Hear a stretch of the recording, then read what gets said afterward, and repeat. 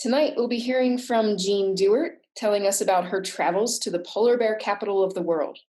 Jean is an avid hiker, skier, kayaker, and backpacker, and she's going to give this presentation as a part of the Los Alamos Mountaineers monthly meeting. And with that, I'll hand it over to Jean. Hi, everyone. This is Jean, and thank you for tuning in tonight. I have wanted to see polar bears in the wild since I was a child. Please meet my childhood teddy bear on the left, named Teddy. Teddy no longer has eyes. He only has one ear, and all four paws have been chewed by the various family dogs. It was a few years ago that I got interested in really figuring out how I could go see polar bears. And some of you all might remember that Stephen Becker gave a wonderful talk at PEEC a few years ago. Stephen took a fabulous cruise, National Geographic cruise, up to northern Canada above the Arctic Circle in the vicinity of Baffin Island and northern Greenland. And he took these fabulous photos. But what I noticed in his talk is that the folks on the cruise had fabulous camera equipment and appeared to be like Stephen, to be really wonderful photographers. And since neither of those two things described me, I had to find some place where I could get a little closer to the bears so I could see them and take photos. And it was through this process that I learned about Churchill, Manitoba, being the polar bear capital of the world. This is a map of Canada. Here's the province of Manitoba with Winnipeg, the capital, in the south, and Churchill up on the southwest corner of Hudson's Bay, also next to the province of Saskatchewan. And Churchill is about at the latitude of Juneau, Alaska. So why is there a town at Churchill, Manitoba? Well, it turns out it's a grain port. These are the towers where they store grain before it's shipped overseas. It turns out that the Churchill River drains a large part of Manitoba and Saskatchewan. And so the farmers ship their grain on barges to the town of Churchill, where they're loaded onto seagoing vessels. And it turns out that shipping grain from Churchill is about 1,000 miles closer to Great Britain and the Scandinavian countries than going by truck or rail to southern Canada and then east to the St. Lawrence Seaway. And because the port of Churchill is ice-free between August and October, this fits the grain season, the grain harvesting season in these provinces. So it works out really well for the farmers. So why are the bears in the vicinity of Churchill? This is a map of the ice on Hudson's Bay. The gray shaded parts of these maps are the land surface, and the white in the middle is the ice on Hudson's Bay. And you can see these arrows around the edge of Hudson's Bay. These arrows are showing the flow of the water, the current direction, and it's counterclockwise around Hudson's Bay. And the prevailing winds are out of the northwest. This is a map of the ice in May of 1995, June of 1995, early July 1995, and late July 1995. And what you can see from this is over the course of the late spring and summer is that the ice actually moves south in Hudson's Bay. The polar bears hang on to the ice as long as they can because this is the platform from which they hunt seals. So as the ice melts throughout the summer, the bears come on shore in the southern part of Hudson's Bay. And that's why there are so many bears in the area of the town of Churchill. So after doing some study of how to visit Churchill, my friend Bart Olinger and I chose to take a tour with a Canadian company, Frontiers North. One advantage of this was that Frontiers North has a partnership with the scientists of the research group Polar Bears International. So when we went on tours out on the tundra looking for bears, we had a polar bear scientist with us. We flew from Albuquerque to Denver to Minneapolis, St. Paul to Winnipeg on one day, and then took a 2-hour flight to Churchill the next day. We met our first polar bear in the Churchill airport. There's also rail service to Churchill, but because the rail lines are on the tundra, the speed of the trains are limited to about 35 miles an hour. So it's a 2-day trip from Winnipeg to Churchill. And so it seemed more advantageous to take the 2-hour flight. This is a map of polar bear habitat around the Arctic. Again, the gray shaded areas are the land surfaces. This is the Russia, the Scandinavian countries, Iceland, Greenland, Canada, and Alaska. And then the polygons, some of them are shaded and some of them are not, are the divisions that scientists divide up the polar bear populations. There's about 19 separate populations around the Arctic. And here is the western Hudson's Bay population around Churchill. It's estimated that there are about 25,000 bears in the Arctic and about 1,000 bears around the town of Churchill. The bears are the world's largest land carnivores, with males reaching 1,700 pounds and sometimes larger, and 10 feet in length. Females are about half this size and weight at their fully mature growth.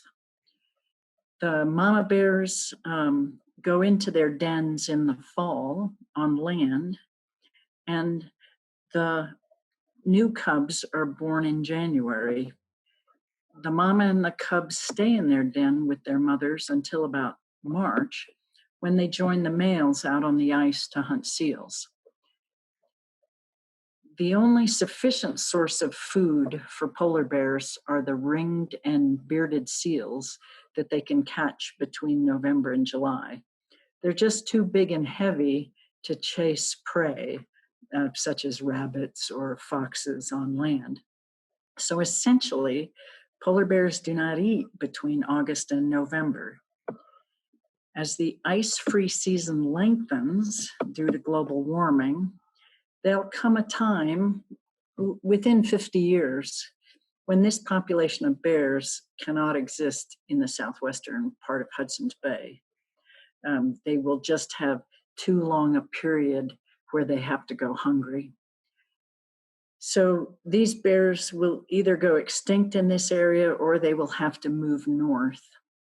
Currently, scientists believe bears may be able to continue to survive in the northern part of Canada by Baffin Island and northern Greenland, because long-term the ice may be able to stay for a long season in those areas. Polar bears have been protected in Canada and the United States since the 1970s. Hunting is only allowed by native populations in Canada and Alaska. Due to the threats of climate change, the United States listed polar bears as threatened species in 2008. There's a strongly organized program in Manitoba to protect citizens from the bears and to protect the bears from citizens. As we drove into Churchill from the airport, we first visited the polar bear jail.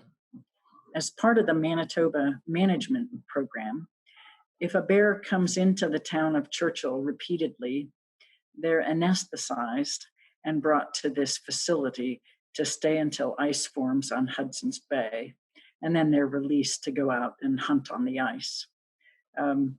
The polar bear jail is 3 big Quonset huts, and there are these great murals painted on these buildings throughout Churchill I think it probably brightens up the days in the depth of winter in Churchill. While we were in Churchill, there were 3 bears in the polar bear jail.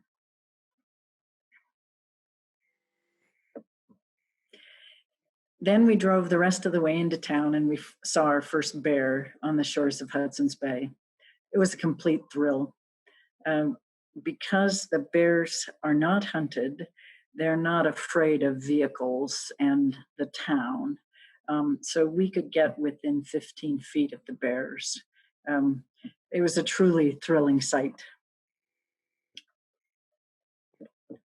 We came on into town and visited the Inuit Museum. It houses a fabulous collection of Inuit art.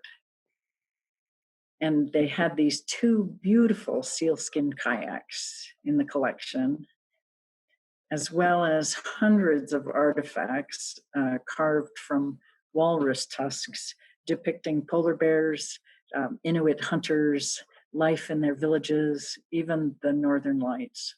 It was a completely fabulous museum. Then we visited the original Hudson's Bay Fort at the mouth of the Churchill River and learned about the history of the settlement of Churchill. This was the first permanent European settlement of Churchill, and it happened about 1717. And if you look closely, you can see that there's still the cannons of the original fort still preserved in this historic site. At the Fort Churchill site, there were armed guards to protect us from bears. They typically use what's called a bear banger to scare off the bears. This is a small pistol-sized device that can shoot a firecracker up in the air to scare the bears away. But they also carry rifles in case of some dangerous situation. It turns out in Churchill, no one locks their cars, so that if someone is out and surprised by a bear, you can jump into a car for protection. And it turns out we visited at the very end of October at Halloween, so the town beefed up its normal nighttime patrol so that the kids could trick or treat. We stayed in a very regular, comfortable motel in town. And on a couple of the nights we were there, we did hear bear bangers going off. So there were bears that had come into town. The next morning, we got up to go out into Wapusk National Park onto the tundra to see polar bears. The park is a former Army base. It was constructed for part of the DEW line, the distance early warning system, to track missiles if we were being attacked by the Soviet Union back in the 1950s. And so we could travel on the roads that were built for the Army base that are now part of the park. We traveled in these vehicles called Tundra Buggies. They were developed specifically for bear viewing, both for tourists and researchers. The wheels are about 5 feet in diameter, and then the windows and the back viewing platform is another 5 feet above the ground. So we were out of the way of the bear's reach. And this is a photo inside the buggy. They're heated. They brought along a hot lunch for us. It was very comfortable, and we had plenty of windows for viewing and taking photos. This is a map of the western Hudson's Bay polar bear area, the ice and the surrounding land. Here's the town of Churchill, and the national park is just this square about 10 miles east of Churchill.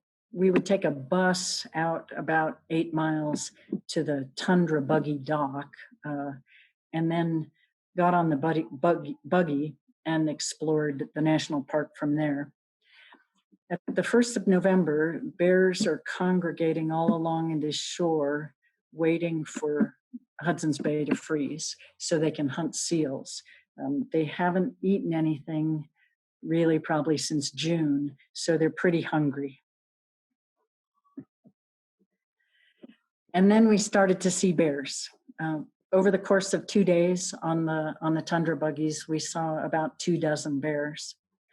One of the really cool things I like about polar bears is their forelegs. You see, they come up together very close to each other.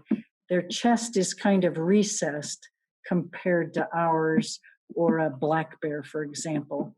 And that's so they can, when they're hunting seals, they can get all the weight of their upper body onto their front legs to break through to the ice. We didn't get to see bears hunting seals because we're there in November and not March, but these are photos of a bear hunting for seals. The bears have an incredible sense of smell. The bears can smell a seal hole a half-mile away, and an air hole for the seals. If the seal was actually on top of the ice, the bear could smell them miles away. The bear sneaks up on the seal air hole and then jumps up with all of its weight on its forelegs to dive down into the snow and ice to catch the seals. This also could be a birthing den for seals, and so they might be able to catch several seals at once. It's thought that the bears may eat as many as 45 seals in a winter.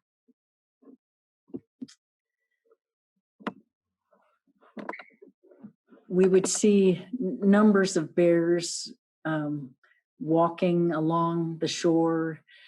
Sometimes they were sleeping and taking a nap.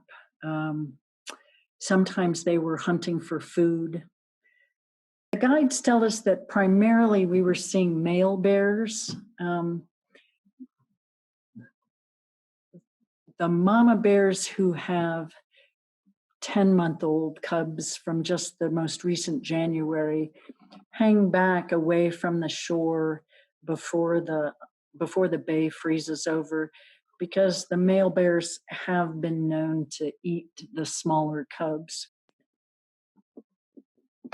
We were very fortunate, and we came upon a mother who was nursing her cub. Cubs stay with their mothers for about 2.5 years before they're weaned. And in this time, the mamas teach the cubs how to hunt seals on their own. Due to the size of this cub, our guides estimated that this was a 1 and 10-month-old cub born in the previous year, given its size. And we did not see any of this most recent year's cubs. One of the ways you can recognize a female from a male bear has to do with a tracking collar. The neck of the male bears is so thick that a tracking collar will just slip off over the head of the bear. But the females have a little bit smaller neck compared to the size of their head, so a tracking collar can stay on its neck. For the males, they tend to have to put a tracking device on their ear. And a view where these two bears were just out onto Hudson's Bay. You can see that there is no ice to be found yet this year. Then the mama and the cub got up, and turns out they started walking straight towards us. The Tundra Buggies have been in this area since the 1970s, and since bears live to about 25 years old, these bears have always seen Tundra Buggies, and they know that there's not a threat from them. So they walked straight past us.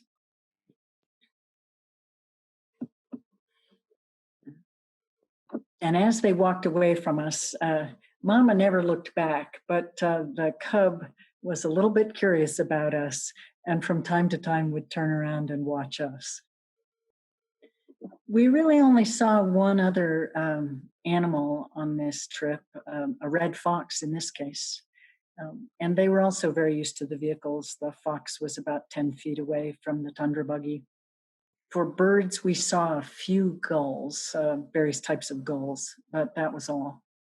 Later in the afternoon, we came upon a bear that was taking a nap, and he left this beautiful track coming up to his spot in the sun. We're really within about 12 feet of this bear. And I just love looking at the size of his claws. The bear paws are as big as a foot long. And you can see in this bear, in his left ear, he's got a little GPS tracker.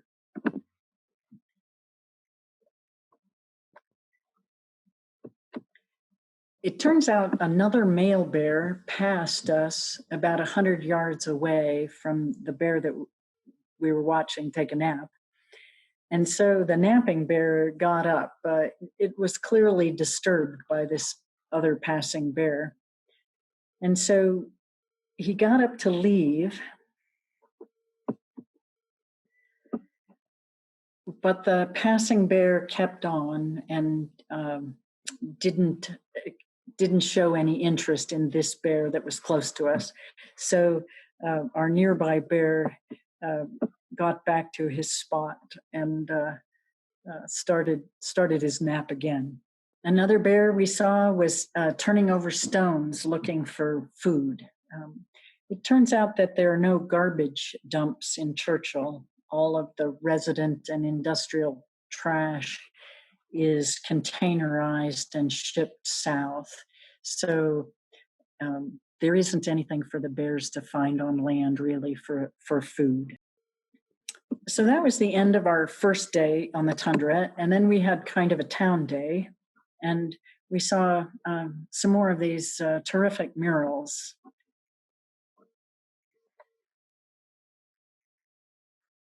And then that afternoon, we drove just outside of town to a fellow who had a dog sledding business. And we got to go for a sled dog ride. These dogs live to run and they're very well cared for. I was a bit surprised. I'd never done this before.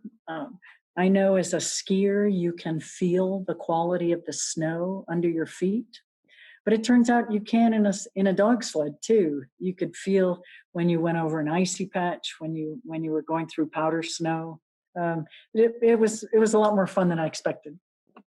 And then during the rest of our afternoon, we had a chance to go shopping in Churchill. So we were curious what the local grocery store would look like. And Churchill is a town of about 1,000 people, and its grocery store had many of the same items as our local Smith's or Safeway or co-op grocery stores, but it also had some specialty products for the citizens of Churchill. Then we had our second day. The next day we had our second day out on the tundra. This next sequence of photos actually were taken from our bus before we got onto the Tundra Buggy and went into the national park.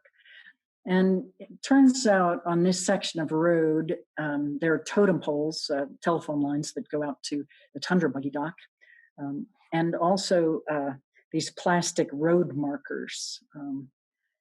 And it's here we would meet another mother and cub. And it turns out I completely believe that bears are related to dogs. This cub is playing with sticks and the road markers.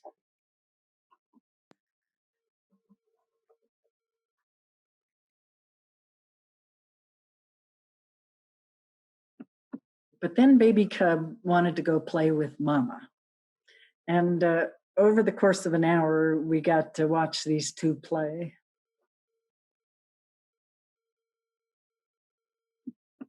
Our guides felt like we were very fortunate to watch this.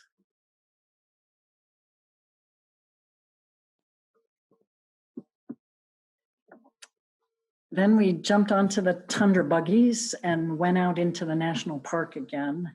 and saw a number of additional male bears.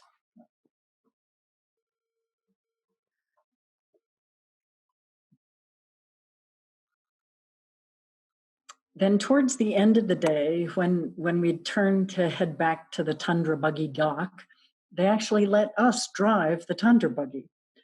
It was really a hoot. It only goes between 1 and 2 miles an hour, so we couldn't get in too much trouble.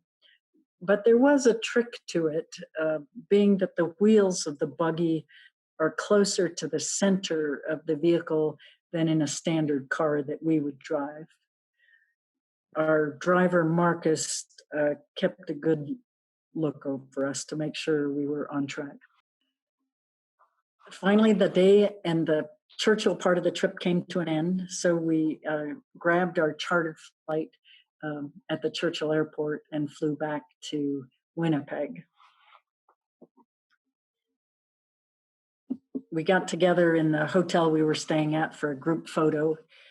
There were 17 folks in our group. We had a couple from Australia, a couple from the Netherlands, a mother and son from Shanghai, and then 9 people from various parts of New England, and then Bert and I. Our guide, Mike, was in the front.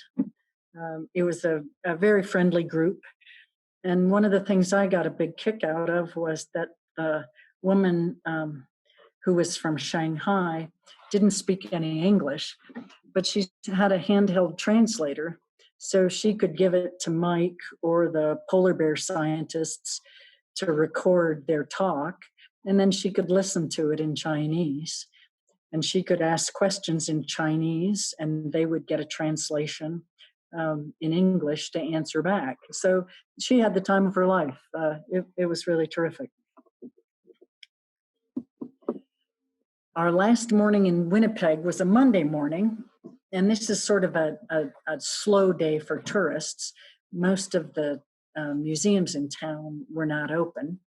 So Bart and I visited the Manitoba Parliament building in downtown Winnipeg. Now, you may know the story of Winnie the Pooh from A.A. Milne's books, but there is more history to it than I knew about it.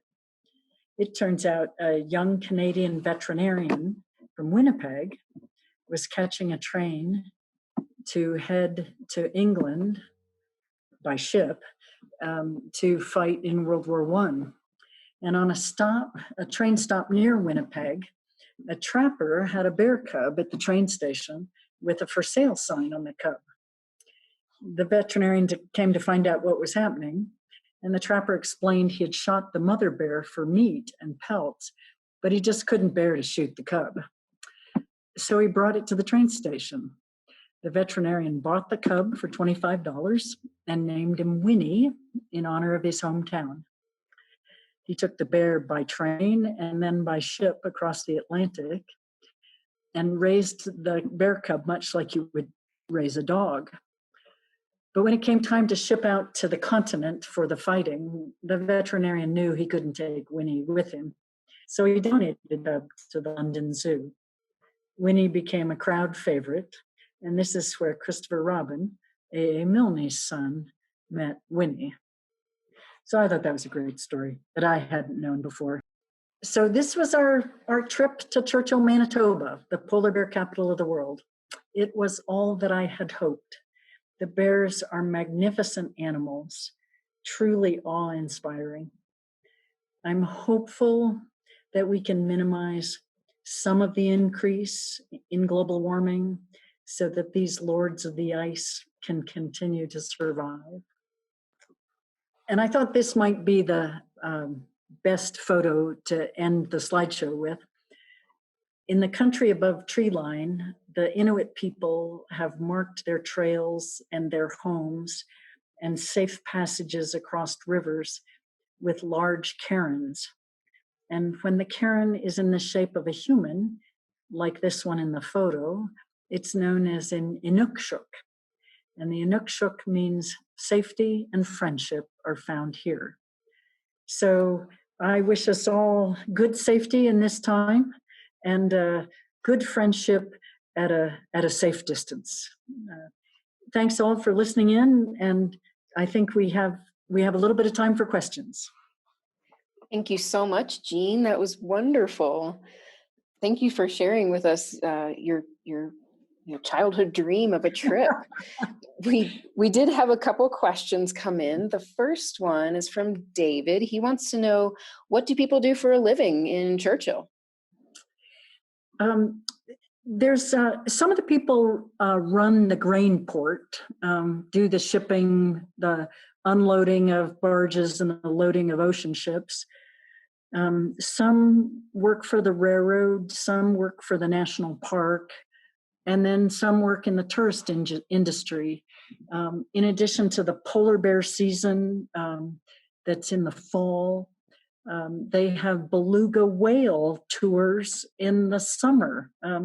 Apparently the beluga whales come all the way up into the Churchill River, and you can go swimming with beluga whales, which sounds like way cool to me. That's awesome. What time of year did you go, and why? We left October 30th and stayed till November 4th. In talking to the guides, they felt like the first week in November was kind of the primo time to see bears, that they would have congregated by the shore, but in most years, the ice wouldn't have formed yet. Now, of course, that can change from year to year. So, but they thought on average that was a good time to come. Sometimes the days are long enough to see the northern lights this time of year, but we didn't see any during this trip. Okay, so you were saying that this year's cubs, if you had seen any, would have been 10 months old. So, and you were there in October, November. So does that mean the cubs are born in January, Right. December, January? Right. Okay, so that was one of the questions. That's good. Okay, and then Karen wants to know: do polar bears ever attack humans? You had armed guards, so probably for a reason. But they have. I think the last time somebody was attacked in Churchill, they told us, was about 3 years ago. And unfortunately, someone was inebriated and wandering around the town at night by themselves, and they were attacked. They weren't killed, but they were severely injured. You all may know that the lab is participating in this experiment in the Arctic this winter on a ship that's frozen into the ice, and they have armed guards with them so that when they go out on the ice, that they can be protected from the bears. So it does happen.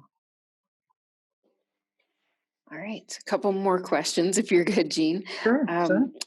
Did the tour use the GPS trackers in their ears to find bears, or were they just driving around?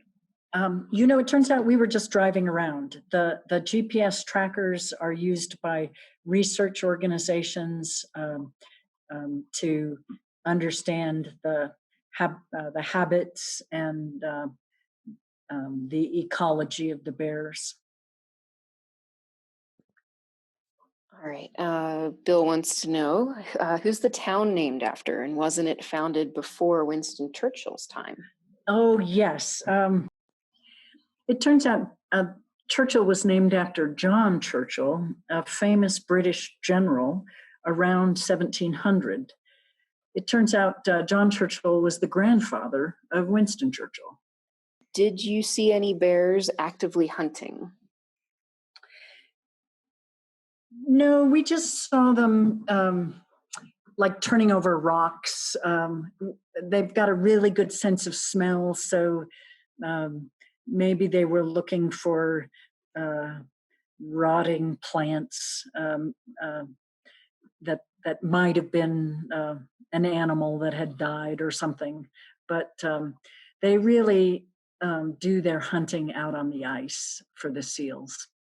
So wrong time of year to see that.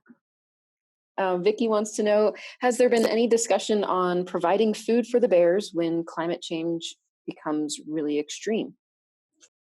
Only programs associated with zoos where there are breeding programs. But in the wild, I think it's just understood that they're going to have to move north with the ice. All right, and then Dave wants, and I guess Sharon from Dave would like to know if the biologists have seen a decline in the bear population recently.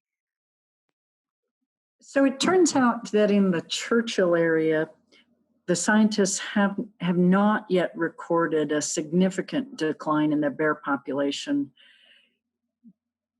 But in other areas of the Arctic, especially where the bears have to swim great distances to get to the ice, there are recorded declines in the populations.